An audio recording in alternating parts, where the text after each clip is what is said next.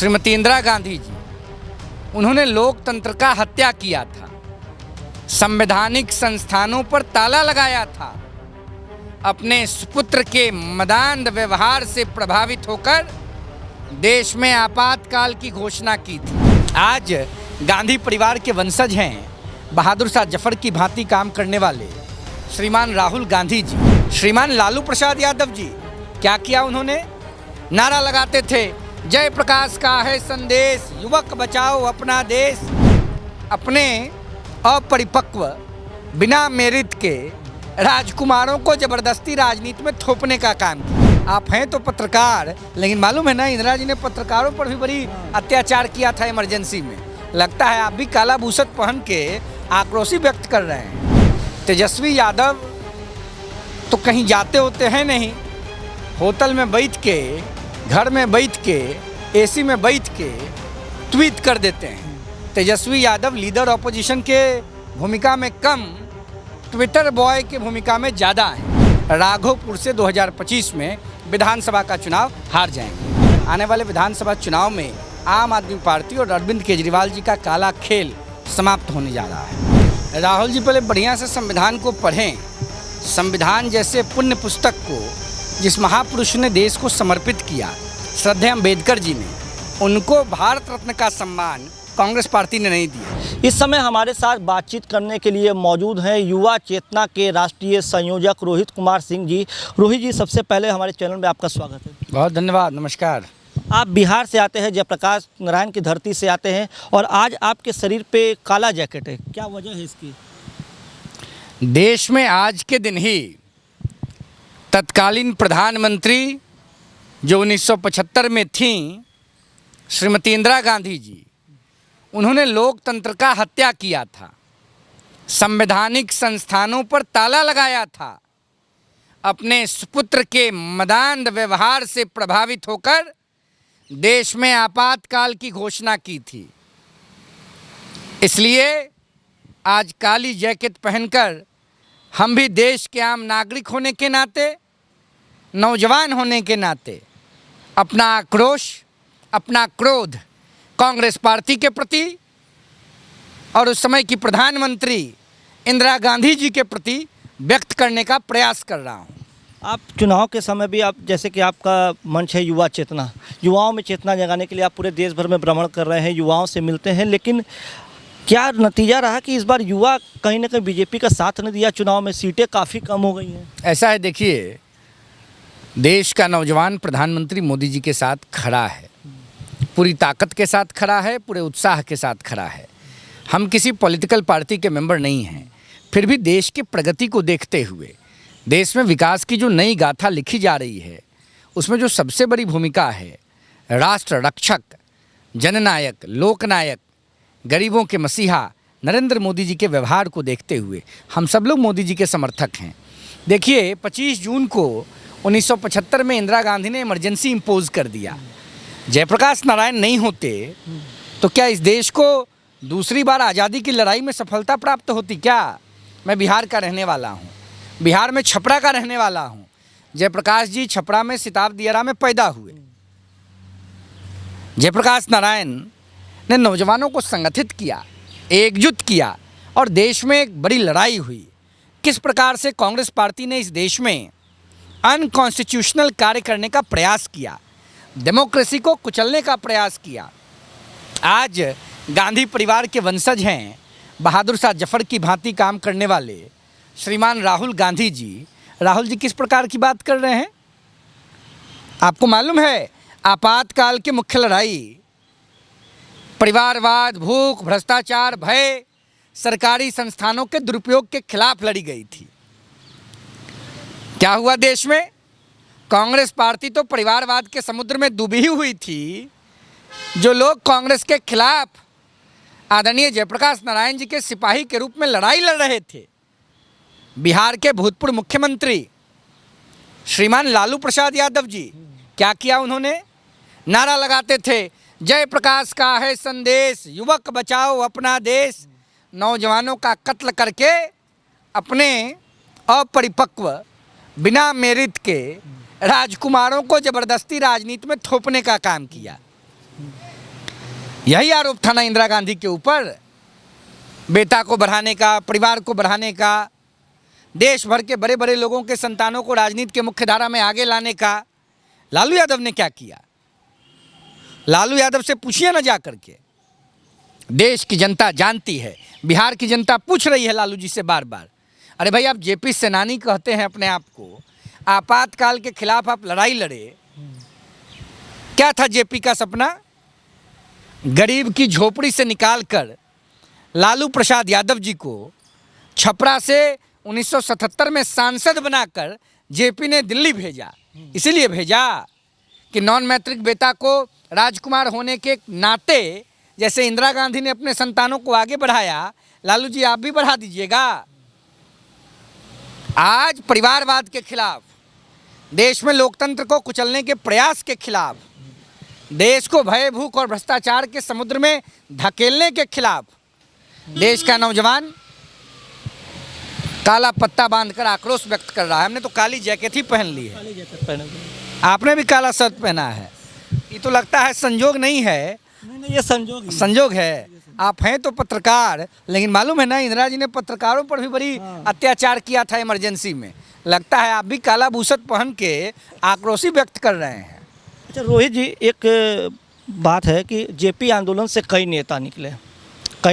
उस समय पूरे तरीके से वो इंदिरा गांधी के खिलाफ थे। एक बड़ा आंदोलन हुआ, जेपी आंदोलन आज भी देश का सबसे बड़ा आंदोलन में से एक है। लेकिन उस आंदोलन से कई नेता निकले, उन्होंने अपनी पार्टियां बनाई, तमाम अलग अलग राज्यों में उनकी सत्ता भी आई। लेकिन आज वो लोग फिर कांग्रेस के साथ हैं, या ये कह सकते हैं कि उस पीढ़ी के बाद की जो पीढ़ी के उनके लड़के उस आंदोलन में जो बड़े नेता निकले, या उस आंदोलन से निकल के जो नेता बने, उनके लड़के देखिए आज सब एकजुट हो गए हैं। अब बीजेपी एक तरफ और देखिए के साथ हाथ मिलाए हुए राहुल गांधी के साथ खड़े हैं। जयप्रकाश नारायण जी, लोहिया जी, राज नारायण जी जहाँ भी होंगे, उनकी आत्मा कराह रही होगी, रो रही होगी। जिस प्रकार का कुकृत्य उनके साथ रहकर, उनके जाने के बाद सत्ता के लोभ में लालू प्रसाद जी जैसे नेता, अन्य नेता जो 74 आंदोलन की उपज हैं, जो इन लोगों ने किया है, इसके लिए इतिहास इन्हें माफ़ नहीं करेगा। क्या बोलेंगे लालू यादव आज? इंदिरा गांधी ने लाठियाँ चलवाई, इंदिरा गांधी ने गोलियाँ चलवाई, इंदिरा गांधी ने डेमोक्रेसी को कुचल दिया। पटना यूनिवर्सिटी छात्र संघ के अध्यक्ष थे लालू जी, और आज उनका बेटा लालू जी स्वयं गलबहियाँ कर रहे हैं कांग्रेस की लीडरशिप के साथ, और देश को तोड़ने का प्रयास कर रहे हैं। आप लालू जी के बेटे का जिक्र किए, चलिए अब तो आपातकाल पे बहुत सारी बातें हुई, लेकिन वर्तमान राजनीति की बात करते हैं। तो लालू जी के बेटे का भी आपने जिक्र किया। इस समय वो बिहार में नेता प्रतिपक्ष हैं, और उन्होंने प्रधानमंत्री नरेंद्र मोदी को अब घेरा है बिहार को लेकर के कि डबल इंजन की सरकार है। और बाकायदे तेजस्वी यादव ने एक ट्वीट किया है, और ट्वीट करते हुए उन्होंने ये लिखा है कि प्रधानमंत्री नरेंद्र मोदी को सिर्फ चुनाव के समय बिहार में जंगल राज की जंगली याद आती है या सपने आते हैं। और उन्होंने बाकायदे बिहार में पिछले 2-3 दिनों में हुए अपराध का 33 अपराधों का ब्यौरा जो है अपने ट्विटर पर डाला है, और प्रधानमंत्री नरेंद्र मोदी से सवाल किया, ये कैसी डबल इंजन की सरकार? बड़ा दुर्भाग्य है, लालू जी का परिवार खुद अपराध में संलिप्त रहता है। अभी नीत के ताज़ा उदाहरण आपके सामने है, किस प्रकार से लीडर अपोजिशन श्रीमान तेजस्वी प्रसाद यादव जी के कार्यालय में काम करने वाले उनके सहयोगियों ने किस प्रकार से पूरे घटनाक्रम में एक महत्वपूर्ण भूमिका निभाई है। अब तेजस्वी जी किस मुंह से बोल रहे हैं, और तेजस्वी जी क्या बोलेंगे माननीय प्रधानमंत्री के बारे में? माननीय प्रधानमंत्री ने लगातार देश में और बिहार में खास करके प्रगति की गंगोत्री बहाने का काम किया है। देश की आज़ादी के बाद समस्तीपुर में पूसा में जो कृषि विश्वविद्यालय है, वो कभी केंद्रीय विश्वविद्यालय का दर्जा प्राप्त नहीं कर पाया, लेकिन जब मोदी जी की सरकार आई तो बिहार के कृषि विश्वविद्यालय को केंद्रीय विश्वविद्यालय का दर्जा दिया। चारों तरफ प्रगति हो रही है। तेजस्वी यादव तो कहीं जाते होते हैं नहीं, होटल में बैठ के, घर में बैठ के, एसी में बैठ के ट्वीट कर देते हैं। तेजस्वी यादव लीडर ऑपोजिशन के भूमिका में कम, ट्विटर बॉय की भूमिका में ज़्यादा हैं। तेजस्वी जी को बिहार की जनता ने रिजेक्ट कर दिया है, उनके परिवार को पहले रिजेक्ट कर दिया। ये तो भाग्य मनाएं तेजस्वी यादव जी का कि नीतीश कुमार जी की कृपा से गलती से दो बार, मैं बार बार दोहरा रहा हूँ, गलती से 2 बार बिहार जैसे महत्वपूर्ण लोकतांत्रिक राज्य के उप मुख्यमंत्री बनने का गौरव प्राप्त हो गया। वह गौरव अब उन्हें तिबारा मिलने वाला नहीं है। राघोपुर से चुनाव हारेंगे 2025 में। मैं ये भविष्यवाणी, चुनौती नहीं दे रहा हूँ, भविष्यवाणी कर रहा हूँ। राघोपुर से हारेंगे। पूर्व में इनकी आदरणीय माता जी, हम लोगों की भी माँ समान हैं, श्रीमती राबड़ी देवी भी हार चुकी हैं। अबड़ी तेजस्वी यादव हारेंगे, तय है हारना। रोहित जी, आपने पेपर लीक वाले मामले में भी अभी बात किया, तो ये कह रहे हैं कि दूसरा जो मुख्य आरोपी है अमित आनंद, उसको लेके बाकायदे आरजेडी ने ट्वीट किया है और ये कहा कि उसका सम्राट चौधरी से क्या ये सब फालतू बातें राष्ट्रीय जनता दल के लोग कर रहे हैं। दूध का दूध पानी का पानी होने जा रहा है। और पूरा जो मामला है जो हम समझ रहे हैं, इसमें कहीं ना कहीं राष्ट्रीय जनता दल की भूमिका है। इसकी जांच होनी चाहिए। तेजस्वी यादव जी के साथ रहने वाले लोग बिल्कुल गलत लोग हैं और तेजस्वी जी के परिवार ने, तेजस्वी जी के दल ने बिहार का भारी नुकसान पूर्व में किया है। मुझे लगता है अगर आने वाले समय में राष्ट्रीय जनता दल का सफाया नहीं हुआ तो बिहार की छवि को और धूमिल करने का प्रयास आरजेडी के लोग करेंगे।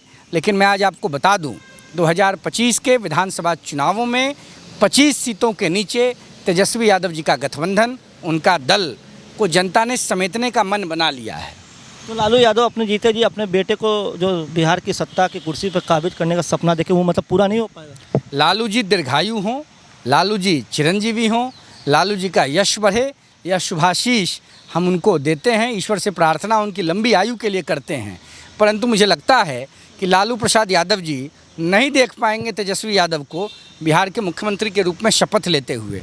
अब तो वो यह देखेंगे कि तेजस्वी यादव जी राघोपुर से 2025 में विधानसभा का चुनाव हार जाएंगे। अच्छा, आपने नीतीश कुमार की बात की, तो रोहित जी ज़रा ये बताइएगा, आप देखिए गांव-गांव जाते, क्योंकि आपको के बारे में जितना हमने पता किया कि आप गांव-गांव जाते, लोगों से मिलते, एक अच्छा राजनीति को भी आप समझते हैं। तो ये बताइए, आखिर नीतीश कुमार जब बीजेपी के साथ आते हैं तो वो सुशासन बाबू हो जाते हैं, और अगर तेजस्वी के साथ सरकार में रहते हैं तो क्या उनकी नहीं चलती है? ऐसा है, तेजस्वी यादव जी जंगल राज के प्रतीक पुरुष कहिए या जंगल राज डायनेस्टी के राजकुमार के रूप में सत्यापित महापुरुष कहिए, यही उनका क्रेडेंशियल है बिहार के संदर्भ में। नीतीश कुमार एक अच्छे नेता हैं और नीतीश कुमार जी की छवि को क्या तेजस्वी यादव धूमिल करेंगे। जब भी तेजस्वी यादव के लोग, तेजस्वी यादव की पार्टी सरकार में रही है, उन्होंने गुंडई, छिनतई और अपराध जैसी गतिविधियों का ही संरक्षण किया है, ये तय है। और निश्चित रूप से भारतीय जनता पार्टी ही एक ऐसी दल है, एक ऐसा पार्टी है देश में जो सुशासन की सरकार को स्थापित कर सकता है। तो रोहित जी, अब थोड़ा सा दिल्ली के बारे में बात करें, क्योंकि आपकी मौजूदगी इस समय दिल्ली में है। आज दिल्ली के मुख्यमंत्री अरविंद केजरीवाल को जो निचली अदालत से जमानत मिली हुई थी, उस फैसले को हाईकोर्ट ने रद्द कर दिया है। यह माननीय न्यायालय का निर्णय है। इस पर विवेचना करने का अधिकार हम जैसे आम लोगों को नहीं है। माननीय न्यायालय के निर्णय को सबको स्वीकार करना चाहिए और उसका आदर करना चाहिए। और अरविंद केजरीवाल तो भ्रष्टाचार में संलिप्त हैं ही, इसमें तो कहीं कोई संशय नहीं है। दिल्ली की सम्मानित जनता ने 7 लोकसभा सीटों पर अरविंद केजरीवाल जी को और उनके गठबंधन को परास्त कर दिया है। यह अपने आप में जनता का निर्णय है और जनता का निर्णय सिरोधार्य है। आने वाले विधानसभा चुनाव में आम आदमी पार्टी और अरविंद केजरीवाल जी का काला खेल समाप्त होने जा रहा है। रोहित जी, इस समय संसद का सत्र भी शुरू हो चुका है। तमाम सांसद जो है शपथ ले रहे हैं संसद के अंदर, और राहुल गांधी भी पहुंचे हुए थे, संविधान हाथ में लेके पहुंचे हुए थे और बाकायदे प्रधानमंत्री नरेंद्र मोदी को जिता रहे थे। क्योंकि संविधान का मुद्दा इसलिए हुआ क्योंकि चुनाव में संविधान को लेकर के बड़ी चर्चा हुई, बयानबाजी हुई। विपक्ष लगातार ये आरोप लगाया और बयान दे रहा था कि अगर बीजेपी प्रचंड बहुमत से आती है तो संविधान जो है बदल देगी। और अब राहुल गांधी संविधान को लेके गए और मोदी जी को दिखा रहे थे संविधान, और तमाम विपक्षी पार्टी के जो सांसद थे वो हाथ में संविधान लेके पार्लियामेंट पहुंचे हुए थे। राहुल जी पहले बढ़िया से संविधान को पढ़ें। संविधान जैसे पुण्य पुस्तक को जिस महापुरुष ने देश को समर्पित किया, श्रद्धेय अम्बेडकर जी ने, उनको भारत रत्न का सम्मान कांग्रेस पार्टी ने नहीं दिया। 1989 में 1989 में वीपी सिंह साहब की सरकार, जिसमें भारतीय जनता पार्टी भी शामिल थी, देश के अन्य राजनीतिक दल शामिल थे, उस गठबंधन की सरकार ने बाबा साहब अम्बेडकर को देश के सर्वोच्च सम्मान से सम्मानित किया। और राहुल गांधी के परिवार ने और दल ने क्या किया? जीते जिंदगी उनके नेताओं ने अपने आप को देश का सर्वोच्च सम्मान दे दिया और आज कॉन्स्टिट्यूशन दिखा रहे हैं। राहुल गांधी और उनके दल के ड्वेल कैरेक्टरिस्टिक को देश की जनता जानती है। जिस दल ने बाबा साहब अंबेडकर का कभी सम्मान नहीं किया, अंबेडकर जी को देश का सर्वोच्च सम्मान देना उचित नहीं समझा, वो राहुल गांधी क्या बात करेंगे? राहुल गांधी से क्या एक्सपेक्ट कीजिएगा? राहुल जी को कॉन्स्टिट्यूशन से कोई मतलब नहीं है।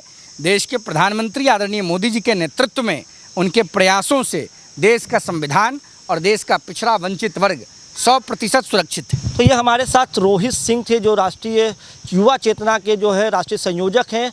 तमाम मुद्दों पर बात किया इन्होंने और अपने बेबाकी से अपनी राय रखी है, चाहे वो बिहार का मुद्दा हो, चाहे वो तमाम समाज से का मुद्दा हो, और सबसे ज़्यादा उन्होंने इमरजेंसी को याद किया और जयप्रकाश नारायण की धरती से आते हैं और जेपी आंदोलन का उन्होंने जिक्र किया कि जेपी आंदोलन से निकले हुए नेता किस तरीके से बाद में एक बार फिर कांग्रेस की गोद में जाकर बैठे हैं, ऐसा आरोप युवा चेतना के राष्ट्रीय संयोजक रोहित सिंह ने लगाया है। इस पूरी खबर पे, इस पूरे वीडियो पे आपकी क्या कुछ राय है, हमें कमेंट कर ज़रूर बताएं।